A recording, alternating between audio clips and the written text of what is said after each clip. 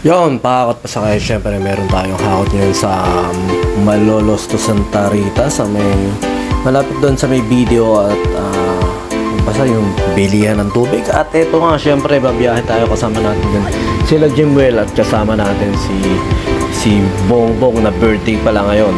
At parang ayaw na sumama yan dahil nga nagkaroon kami ng problema last time dahil yung basa, yung rep nahiga, ayun.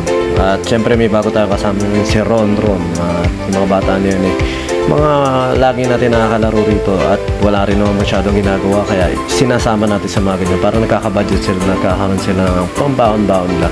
At medyo madami nga ulit yung atin hinakutan at nagkaroon kami ng problema ulit dyan kasi nga dyan sa Malolos binabaha sila at pag binabaha sila inabot yung dalawang cabinet nila kaya lumambot yung mga paa-paa. Kaya nung mga binubuhat na namin, napakahirap buhatin kasi nga nadudurog yung hinahawakan. Yung kahoy nito, hindi ko anong tawag sa kahoy na yan, pero kaya niya, yung mga cabinet na ganyan, yung pag nabasa, nadudurog. At ganun niya. Dahil nga binabaha sila ron, nadurog ng konti yung mga paanong ayan na nakikita nyo hanggang ngayon nabasa pa rin kita nyo yan sa video, nabasa pa rin yan, mga nadudurog yan at konting angat mo lang dyan yung mga tornilyuhan nagagalawan, nagluluwagan. Dapat pala talaga sa mga ganyan binabaklas kaya sa susunod na makakita ako ng gaganyan sasabihin ko kay ma'am o sa client na ma'am kung ipabubuhat ng second floor yan o kung nabasa yan kailangan po baklasin yan, hindi pwedeng bubuhatin yan ng ganyan-ganyan lang at dadali sa second floor kasi pahirapan talaga lalo na pag mas makipot. Kaya makikita nyo mamaya sa bandang dulo meron unti-unti nalalagas, nahuhulog yung mga parte ng cabinet niyan kasi nga basa na siya, malata na siya at medyo ayan nagka-problema kami at naman bigat-bigat din yan dahil ngayon nga yung kahoy niya sumisipsip na tubig kaya pahirapan talaga yan. Nakita nyo, apat-apat na kami bumubuhat yan. Malalakas din sa buhatan ng mga bata na ito kaso nga lang talagang pahirapan at saka yun nga nadudurog nga yung paa niya dahil nga basa na at saka ito pangalawang hakot na yata namin to. Papunta na kami ron ulit sila ma'am.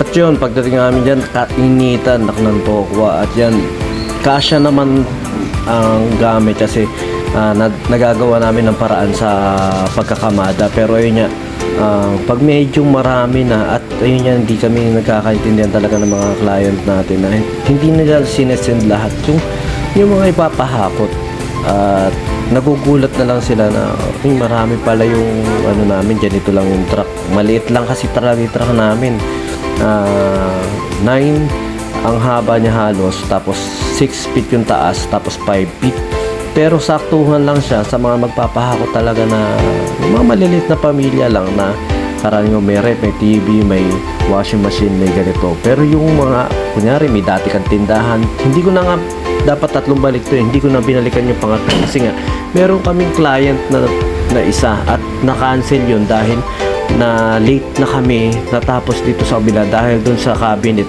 na nagkaluray-luray dahil nga dun sa problema niya nabasa na siya at mabigat at napakahirap iakyat sa hagdanan at ito na nga syempre pangalawang baba na namin to, pangalawang balik na namin dyan at makikita nyo napakadami tagal din namin nagbaba na isa't isa yan kasi syempre yung ilang gamit pinapasok na namin pinapasok pa sa taas pero yun nga ang kagandaan dyan syempre napapamilyar na tayo sa ganda ng kamada at napapamilyar tayo sa mga dapat gawin sa mga susunod na hakot pero syempre nga hindi naman natin ginagawang praktisan yung mga first client natin hanggang maiingatan natin yung gamit iniingatan natin at binibigay natin yung best natin na wala talaga ma-damage pero syempre sa mga gamit nila mismo lalo na prone sa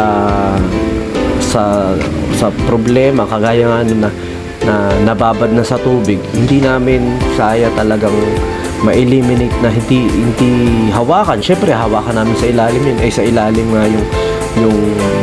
yung kukunin namin siya Kaya nangyayari, pag gano'n, nadideform o nadudurog siya. Kaya syempre sa loob-loob naman natin, ayaw din natin na makita ng client na hindi natin iningatan. Kaso nga, hindi mo nga pwedeng hindi buhatin sa ilalim kasi doon nga yung pinaka-puwersa na dapat magsusurvive. Magandang hawakan. Basta parang gano'n na lang. Kaso nga, kaya sa susunod sasabihin ko, pag nakakita ko ng ganung cabinet, kailangan talaga hanggang maaari sila magbuhat o hanggang maaari talagang babaklasin isa-isa at saka ikakabit na lang isa-isa para hindi siya ma-deform. Lalo na napakahirap ipanik niyan sa second floor kung makipot pa yung daan. Napakahirap. Kaya ang ginawa namin dyan pinahirapan kami ng isang cabinet na yun. At saka nakita nyo naman, no?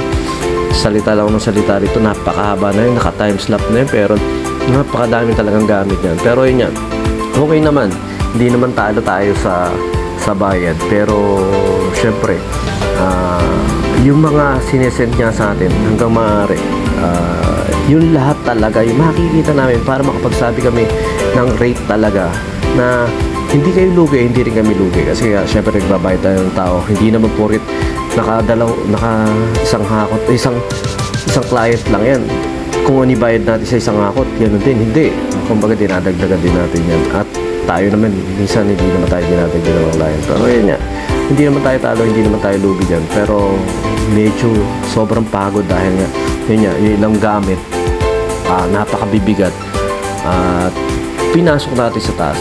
Kasi nga karaniwan talaga sinasabi ko lang, hindi ko na minamarket na meron kaming tagabuhat. Ang sinasabi ko lang sasakyan para hindi natin, para mas makatipid sila pag sasakyan lang. Pag sasakyan lang sila, drive lang ako, basta kung saan yung turo nyo sa'yo, sa kunin, kung saan dadalhin, mas maganda. Pero yun nga, dahil kailangan din daw nila ng mga tagabuhat na budget meal lang, yan ang kinukuha natin mga kasama yung mga bata. Kasi nga yun sa mga matatanda medyo pricey, tapos ganoon din naman ang ang pinagkaibahan lang, mas malakas kumain talaga itong mga bata. Ito, pag dinala mo ito sa Andy Rice, talaga pinakamahina nito 8 kanin siguro. Ganun lang, 4. At saka yan, yung mga dito kami nahirapan talaga. Diyan na kami nagtakayal, dinabot kami ng 2:00 dahil dyan sa cabinet na yan, dahil sa pag-aakyat, dahil nga makipot at napakabigat niyan.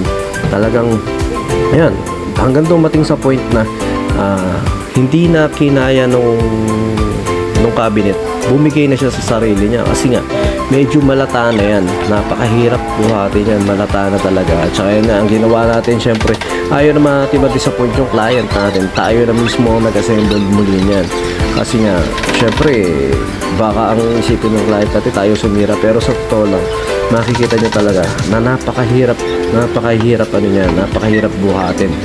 At hindi ko rin naman akalain na ganyan kabigat yan, dahil nga minsan sinisend niya lang sa atin, kala mo sa picture ang liit lang, pero pag sa personal ang laki pala, tsaka alam mo parang ganyan. Kaya ngayon ganun, basta sana sa susunod nga mas maganda, mas detalye sa atin para tulungan namin kayo maglipat ng mga gamit. Tulungan nyo rin kami para makalkula namin yung mga dapat namin ikarga o dapat namin ayusin. At saka ito nga ginawa namin, nakahiga para ma-assemble namin siya, pero ayun nga bumibitaw-bitaw pa rin siya kasi nga yung paa niya hindi na pantay, yung sa kabila may nakataas pa, yung isa hindi, kaya nahihirapan kami, pero naiangat namin yan, napatayo pa rin namin at gano'n lang, tayong tabingi, pero buo pa rin siya. Pero alam naman natin na hindi talaga kasing ganda nung una, pero yan, nabuo nga natin siya at pinahirapan tayo niya. Kaya sa susunod, may sasuggest ko sa magpapahakot ng gano'n, hanggang maaari, ano yun nyo. At ito dumaan tayo kila paring Francis, at pagkatapos nun, kaya may kinuha kasi akong bags doon, la paring Francis, parang kiro. At ito pagkatapos nun, kumain na kami dahil nga birthday